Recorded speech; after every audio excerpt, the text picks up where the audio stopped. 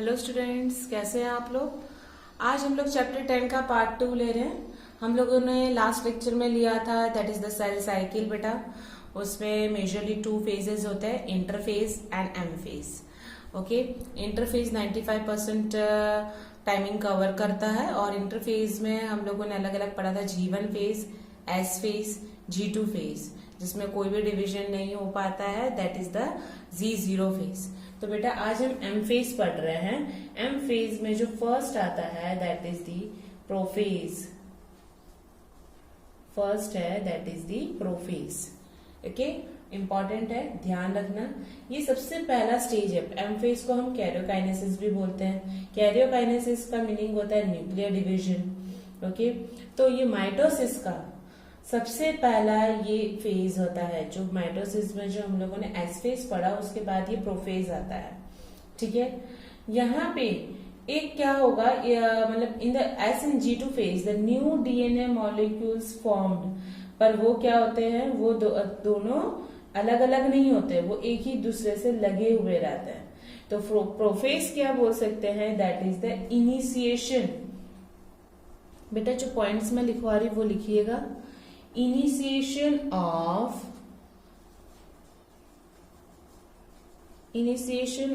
condensation of chromosomal material। Chromosomal material यानी nucleus के अंदर जो भी हम लोगों को क्रोमोसोम्स वगैरह देखने में मिलता है, तो सबसे पहला मैं ये शुरुआत करती हूँ, यहाँ पे ये प्रोफेज में ये शुरू होता है।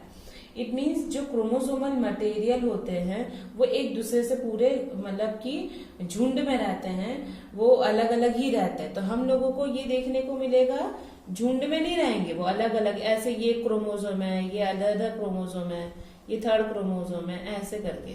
तो हम लोग क्या बोलेंगे, सेकेंड पॉइंट होगा कि जो हमारा क्रोमोसोमल मटेरियल है, क्रोमोसोमल मटेरियल बिकम्स अनटैंगल्ड, यानी कि एक दूसरे से वो ऐसे ग्रुप में नहीं होता है। ठीक है, जब कंडेंसेशन शुरू होता है, कंडेंसेशन का मीनिंग होता है दैट इज द जब क्रोमैटिन का बनना, प्रोसेस ऑफ क्रोमैटिन। ठीक है, अब यहाँ पे ये हो जाता है। अब यहाँ पे जो सेंट्रोसोम होता है जो क्या करेगा, वो डुप्लीकेट करेगा। कब, एस फेज में उसने कर रखा है, इंटरफेज का एस फेज है, उस टाइम पे इसने सेंट्रोसोम ने डुप्लीकेशन कर रखा है। तो सेंट्रोसोम 2 होंगे, सपोज यहाँ पे एक है, एक यहाँ पे है। ठीक है, अब ये सेंट्रोसोम जो डुप्लीकेशन में एस फेज में चला गया था, वो अपोजिट पोल में जाके चले जाएंगे। तो हम थर्ड पॉइंट लिखते हैं, सेंट्रोसोम्स। बेटा ये पॉइंट्स लिखना है, ठीक है। Centrosomes move towards opposite poles। ठीक है, तो इसके ये जब प्रोफेज का कंप्लीशन आता है तब हमें क्या क्या देखने को मिलता है।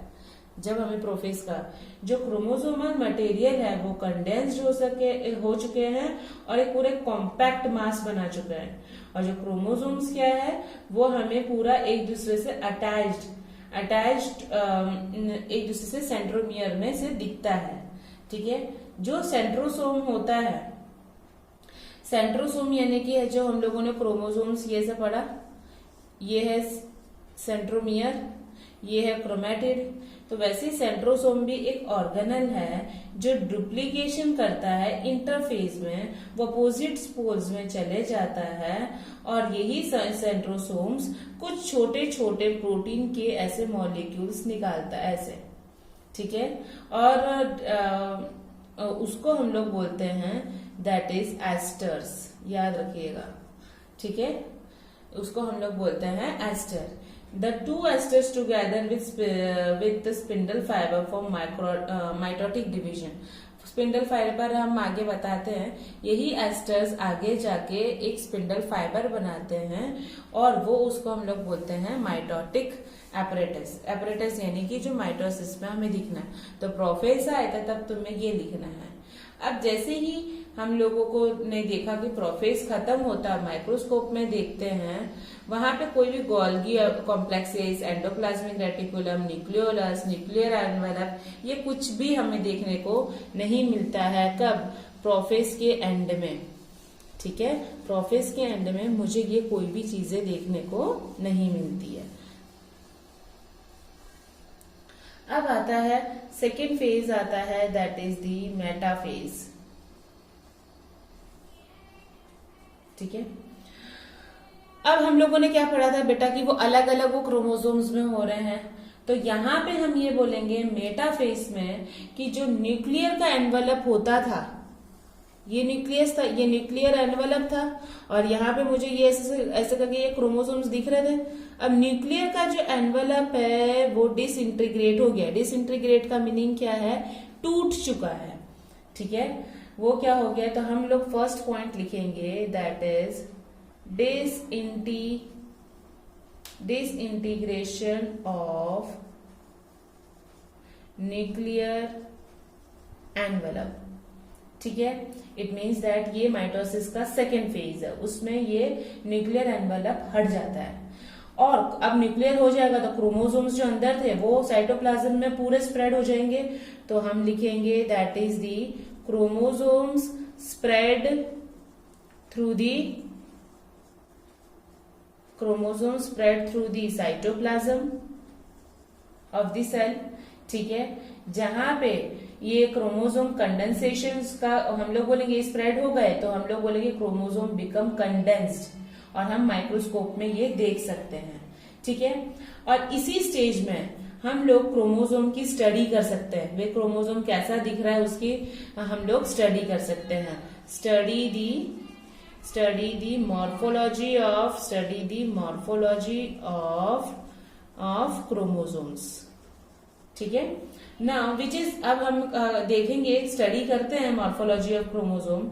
उस टाइम पे ये क्रोमोसोम्स मुझे देखने को मिलेंगे जिसमें टू सिस्टर क्रोमैटिड्स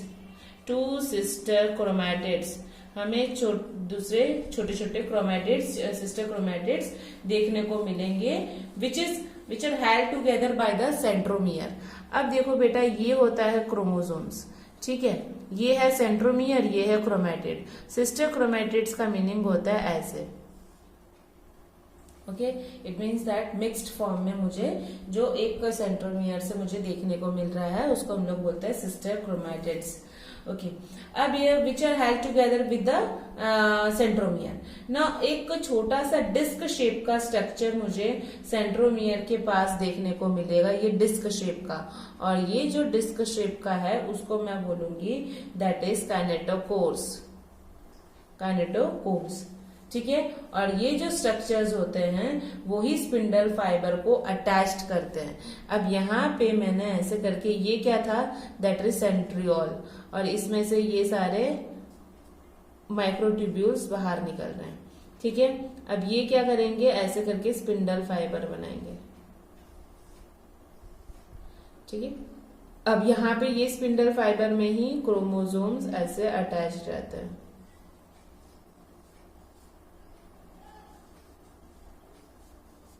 ऐसे।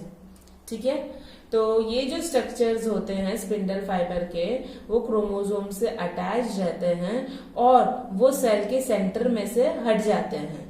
और मेटाफेज में उसी टाइम पे ये लोग क्या हो जाते हैं? इक्वेटर में एक क्रोमेटिड पूरा, यानी कि हमारा जो दूसरा डायग्राम होगा बेटा वो ऐसा होगा कि ये सारे इक्वेटर में मिल जाते हैं। ठीक है, ऐसे करके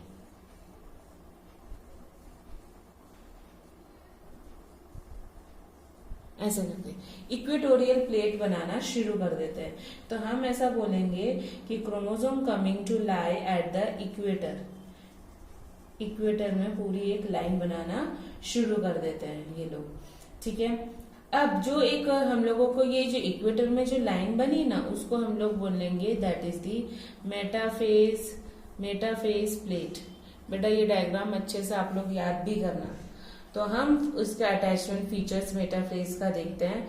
जो स्पिंडल फाइबर है वो ये काइनेटोकोर से अटैच्ड है, वो इस काइनेटोकोर से अटैच्ड है, और क्रोमोसोम्स क्या कर रहे हैं? स्पिंडल फाइबर की साथ साथ वो इक्वेटर में आ रहे हैं और मेटाफेज प्लेट बना रहे हैं, और जहां पे मुझे ये दोनों तरफ पे ये स्पिंडल फाइबर्स देखने को मिलता है, यहाँ पे ऐसे स्पिंडल फाइबर्स आएंगे ऐसे। ठीक है, तो ये 2 डायग्राम आपको बनाना है। तो ये था हमारा second phase, that is the metaphase. Okay, now next is anaphase, that is the third phase. Okay, अब ये जो मेटाफेज में मुझे हर एक क्रोमोसोम्स का जो प्लेट होता है, मेटाफेज प्लेट बनाया था, वो क्या हो जाते हैं, टूट जाते हैं, स्प्लिट हो जाते हैं। तो हम लोग ऐसा लिखेंगे फर्स्ट में, स्प्लिटिंग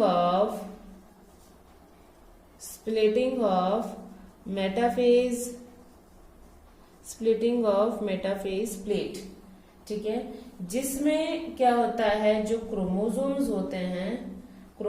होते हैं वो मूव हो जाते इक्वेटोरियल, मतलब इक्वेटोरियल प्लेट से दूर हो जाते हैं, moves away from the equatorial plate. ठीक है, और जो सेंट्रोमियर है क्रोमोसोम्स का, वो भी क्या कर देते हैं, हर एक पोल से वो चले जाते हैं। इट मींस हमें ये जो डायग्राम अब देखने, ये बेटा डायग्राम सारे फेजेस का आप लोगों को बनाना है। ओके, अब हमने यहाँ पे ये सेंट्रोसोम बनाया था, अब ये ऐसे करके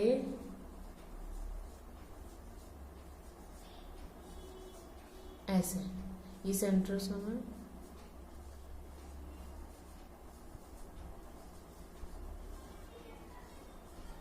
ये। ठीक है, तो मुझे ये एनाफेज में ये सारा ऐसे इक्वेटोरियल प्लेट में चले जाते हैं और अपोजिट पोल्स में वो खींच के लेके चले जाते हैं। इट मीन जो सेंट्रोमियर होते हैं वो टूट जाते हैं, सेंट्रोमियर स्प्लिट हो जाता है और क्रोमेटिड्स भी सेपरेट हो जाता है, और जो क्रोमेटिड्स क्या होते हैं, अपोजिट पोल्स में चले जाते हैं। ठीक है बेटा, अब आता है that is the telophase. Telophase is the final stage of the karyokinesis, M phase का सबसे लास्ट फेज है, जिसके अंदर हम लोग बोलेंगे कि जो पोल्स वो क्या करते हैं, द पोल्स जो आजू बाजू ये जो पोल्स दिख रहे हैं वो डीकंडेंस हो जाते हैं, यानी धीरे धीरे लुप्त होना शुरू कर देते हैं। It can not be seen longer be seen. ठीक है, and the set of chromatin materials जो हम लोगों के दोनों पोल्स में देखने को मिले वो हमें देखने को मिलेंगे। तो each set of chromatin material tends to collect at each two pole.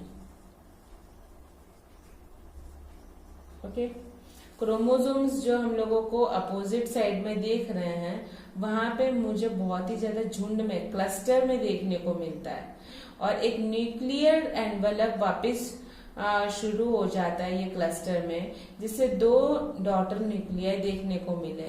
फिर न्यूक्लियोलस, गोल्गी कॉम्प्लेक्स, ER, ये सब देखने को मिलता है। चलो टीलोफेज का हम लोग थोड़ा डायग्राम देख लेते हैं। अब हम लोगों ने देखा टीलोफेज में ऐसा होता है,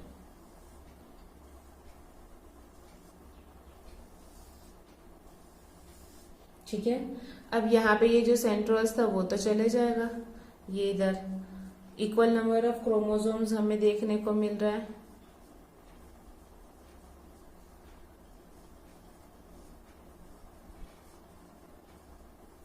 ओके, अब यहाँ पे क्या है, ये न्यूक्लियर मेम्ब्रेन वापस आना शुरू हो गया, न्यूक्लियोलस देखने को मिलेगा, गोल्गी कॉम्प्लेक्स, ये सारे फेजेस हमें देखने को मिलते हैं। तो अब आप लोगों को क्या करना है बेटा, जो एम फेज का मैंने जो 4 फेज बनाया है, वो चारों 4 फेजेस ऑफ एम फेज तुम लोगों को सब लिखना है विथ डायग्राम। क्लियर बेटा? तो ये था तुम्हारा that is the M phase का सारा मेनली जो हम लोगों ने कवर किया है वो। ठीक है, अब आता है नेक्स्ट आता है, मैं नेक्स्ट लेक्चर में लेती हूँ 3rd पार्ट बेटा। तो आप लोगों को ये पार्ट में समझ में आया हो तो प्लीज लाइक बटन को क्लिक करना ना भूलिए और लिंक को शेयर करना नहीं। Thank you so much students.